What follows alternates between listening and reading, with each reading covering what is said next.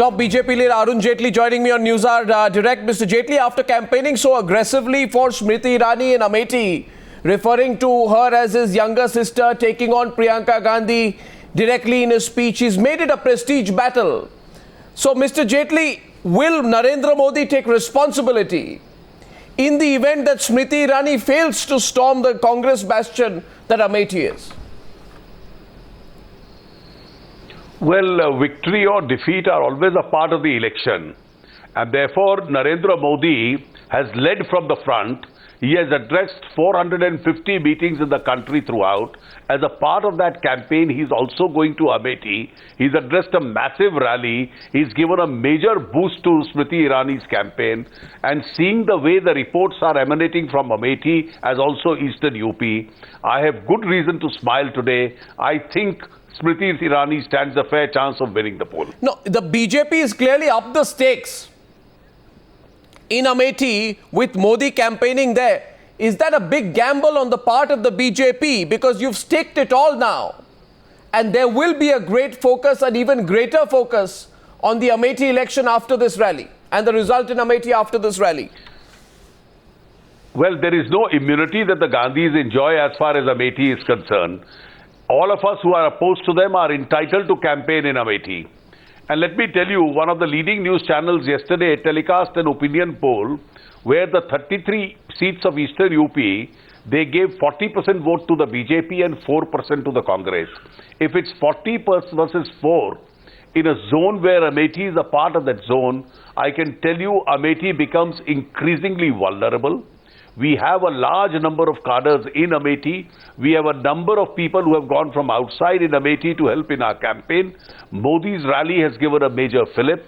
And I think Amethi will be a battle to watch till the last vote is cast. If that is the case, why do we still see, if it is going to be a comfortable victory for the BJP, especially in that part of Uttar Pradesh, can you explain what Amit Shah's speech was in Azamkar?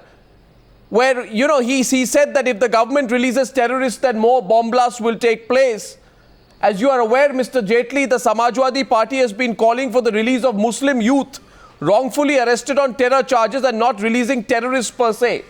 When Azam Khan says, when Azam Khan uses the word releases terrorists, is he not branding all youth arrested on terror charges as terrorists? Is that not a blatantly communal statement? I think Amit Shah's statement should be seen in the context it has been made. There are a large number of terrorism cases, whether it's Batla House or it's Gujarat or elsewhere, where the young men involved, misguided young men involved in those crimes, came from Azamgarh.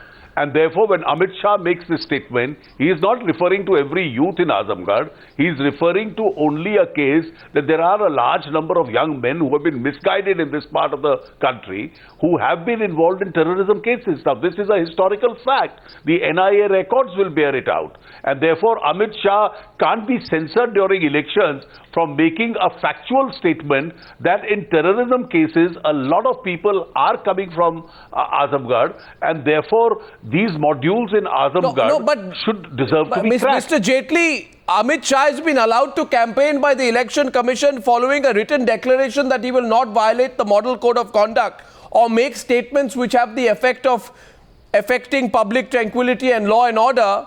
I know you're defending him, but frankly, by describing Azamgarh as a base of terror, by making those generalizations that everyone who has been released are terrorists, is he not reneging on his oath? He's making absolute generalizations in this case. The fact is that we can take Amit Shah's statement out of context.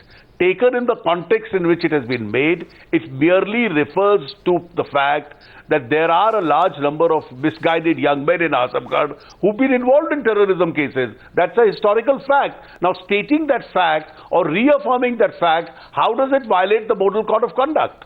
Well, because anyway, I don't want to push that point, but because that can be seen as a blatantly generalized remark, because what the Uttar Pradesh government has done in the past is called for the release of wrongfully jailed Muslim youth.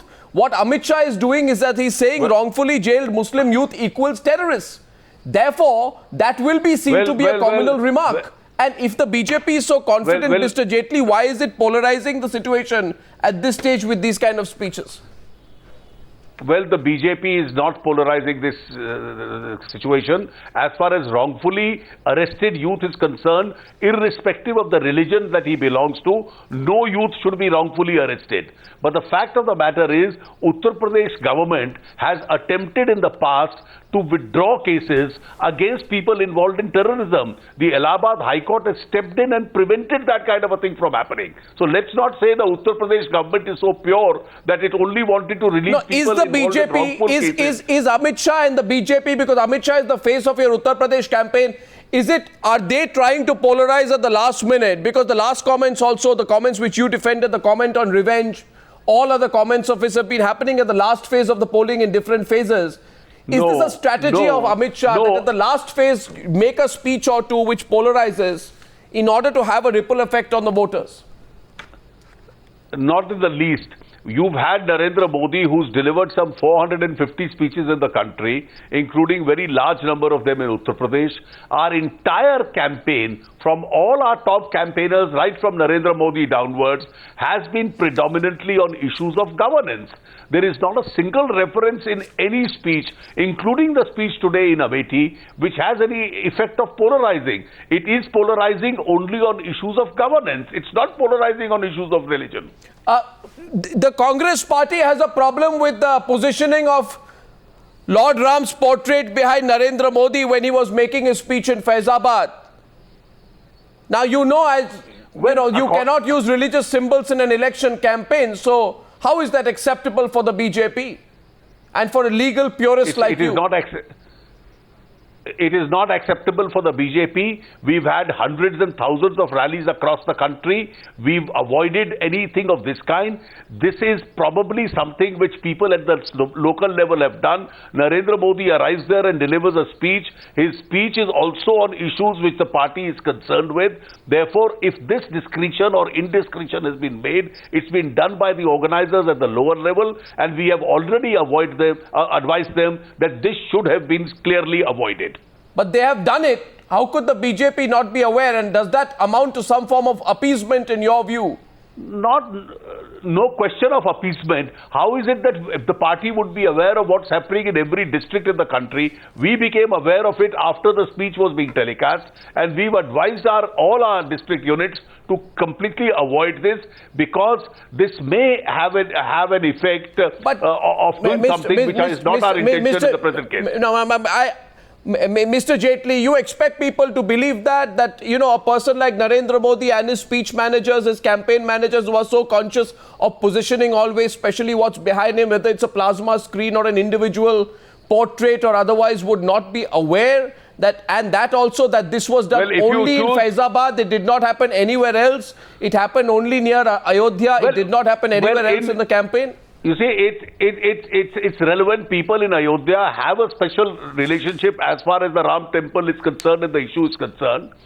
People in all over the country are not aware of the kind of stage being erected in Ayodhya. Narendra Modi is not aware of what is the background of that stage being created, and therefore the district units have been advised wherever balanced rallies are due to avoid this. So you're saying it was a mistake? Across the country, you agree it was a mistake? Obviously, it was.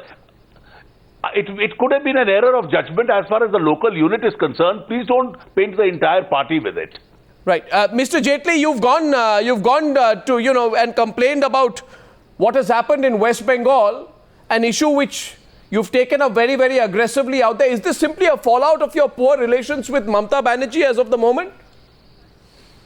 No, we've taken up the issue in two states as far as West Bengal and UP is concerned. You see, the Election Commission over the last 10 to 15 years has perfected the art of fighting booth capturing. We thought booth capturing has come to an end, but a silent booth capturing in West Bengal particularly and in UP has been seen in the current election. It is seen in two ways. The central paramilitary forces which have been deputed there are put on non-essential duty, and at the polling stations it's local police or the home guards. In their presence, the polling agents of other parties are scared away, and then a silent booth capturing takes place. Now, this fact has been brought to the notice of Election Commission, and I'm afraid the Election Commission from what the impression I got after speaking to them, was already aware of a situation of this happening. So the Election Commission has said that we have requested candidates of rival political parties to inform us the kind of booths where this is likely to take place, so that special deployment by central observers of paramilitary forces there would take place. Mr. Jaitley, have you heard what Mamta Banerjee has said and the way she's taken on Narendra Modi and your party today? She says, how dare he say that all of you will be packed back to Bangladesh? How does he allow Biharis, Bengalis to stay in Gujarat? And then he says, she asks, who is a refugee? In Assam, my minority brothers and sisters have been killed. If they come to Bengal, I set up camps for them. They can be called refugee. Don't dare throw a Bengali who is a citizen out of this country.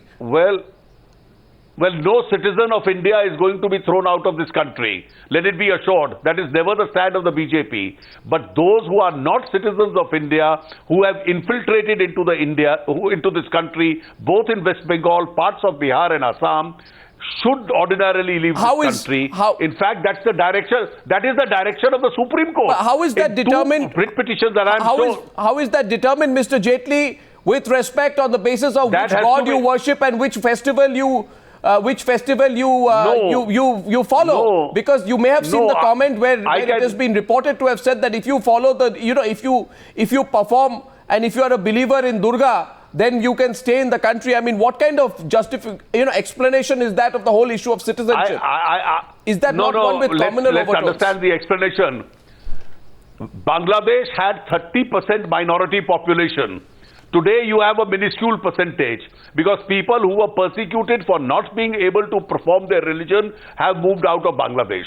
But then you have economic refugees coming into India in search of jobs. And that's a major encroachment on land and on economic resources. Now, it is not the BJP's case.